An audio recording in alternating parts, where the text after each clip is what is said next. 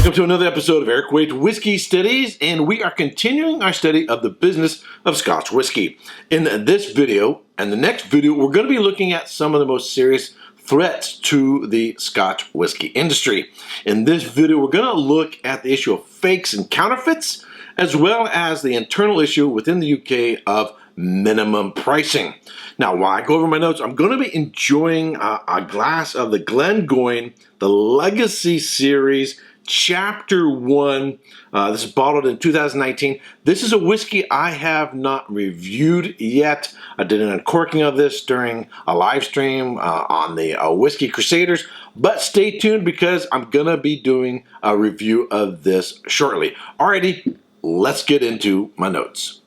The threat of fake and counterfeit whiskey is a very serious problem for the whiskey industry.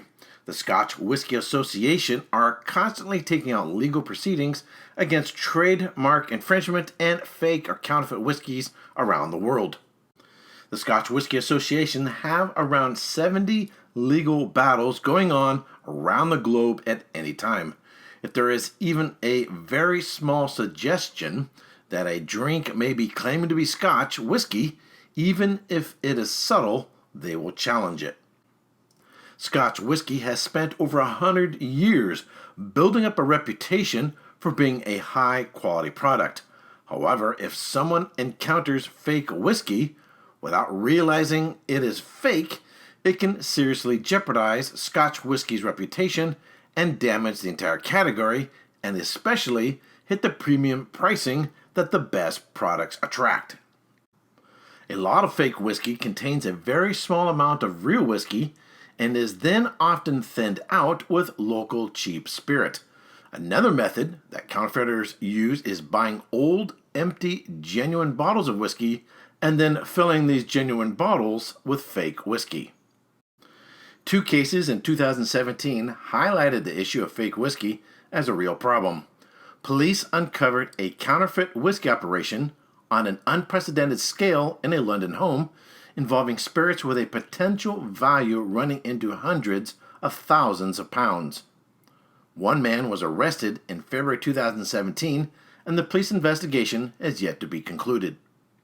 Separately, a wealthy Chinese online writer, Erik Wait, spent 9,999 Swiss francs, that's about $11,000 US, for a glass of Macallan 1878 while staying at the Hotel Waldis in St. Moritz, Switzerland in August 2017. After suspicions were raised, tests were carried out on the liquid, which turned out to probably be a blended Scotch from the 1970s, and the hotel refunded the guest his money. Recent research has found that 21 out of 55 bottles of rare Scotch are deemed to be outright fakes or whiskeys not distilled in the year declared. The samples had been sent for analysis by whiskey broker Rare Whiskey 101, which said it was responding to growing concerns surrounding the proliferation of fake whiskey in the secondary market. Rare Whiskey 101 has estimated about 41 million pounds worth of rare whiskey, which is currently circulating in the secondary market and present in existing collections, is fake. Co-founder David Robertson commented, "This problem will only grow as prices for rare bottles continue to increase." It is estimated that in Thailand there are some 12 million bottles of fake whiskey. And in China, around 30% of all alcohol sold is fake. In China, conscientious bar managers smash bottles once finished in order to prevent fraudsters refilling and selling them.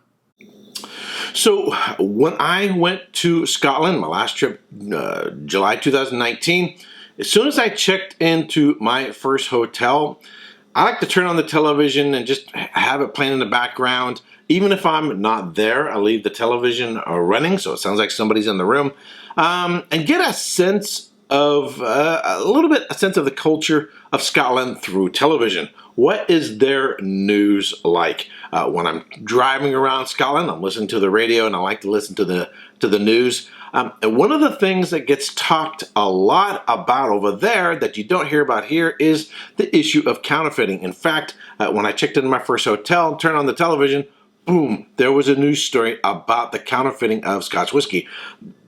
The reason why you're going to hear about it a lot more over there, the obvious is it's a really important economic issue in Scotland. Scotch whiskey industry, in terms of this whiskey itself as well as tourism, is really, really important. All right, so this is an absolutely fantastic whiskey. I'm not going to give it a full review here because you're going to want to stay tuned for that. But I get fig, dates, raisins, a little bit of spice, some citrus, dried fruit notes, but sort of like a crystallized honey on the palate. It's bottled at 48% alcohol by volume. Doesn't have a huge bite. Really delicious whiskey, medium bodied, medium plus length finish. On the palate, the nose is confirmed. Absolutely spectacular, but there's more to this whiskey and I'll get it into my next review. All right, now we want to look at the issue of minimum pricing. How is a government to respond to concerns about overconsumption, alcoholism, drunkenness, and so forth? There isn't a country in the planet probably that doesn't have a problem with a certain portion of their population that has lost control of their consumption of whether it's alcoholic beverages or marijuana or whatever else, right? And so some governments choose to take various means to try to control the population, act as if they are your parents. Some theorize that, well, if you make it more expensive, they won't be able to afford it. And they can't afford it, they'll reduce their consumption. Is that really so? Well, here are my notes. The threat from minimum pricing. In an attempt to curb alcoholism, the Scottish Parliament passed new legislation in 2012 to implement a new minimum pricing unit, or MUP, of 50 pence per unit of alcohol. This would mean that a standard 40% alcohol by volume 70 cl bottle of whiskey could not be sold in Scotland for less than £14. The Scottish Government introduced minimum pricing for alcohol on May 1st, 2018. The Scotch Whisky Association had been opposed to minimum unit pricing as there is no strong evidence as to the effectiveness of minimum pricing in reducing alcohol-related harm. The SWA argued that minimum pricing is a regressive policy that will hit responsible drinkers and, in particular, those on lower incomes at a time when household budgets are under extreme pressure. However, there is no evidence of the new policy impacting the sales of whiskey positively or negatively thus far. Alrighty, so personally, in my study of history, study of sociology, study of human psychology, understanding human behavior, I believe that more oppressive governments increase alcoholism. The countries that have some of the biggest problems with drunkenness are those that are the most oppressive.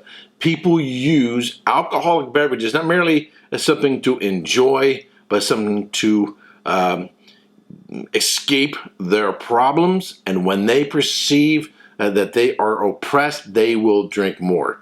If a government really wants to decrease drunkenness or alcoholism, one of the things it can do to aid that is cease being so oppressive. Lighten up on your people. But when people feel that they are under the gun, when they feel they're being controlled, every aspect of their lives is just being taxed to death, they will drink more. Alrighty, that's it for this study. In my next study, we're going to look at the issue of Brexit.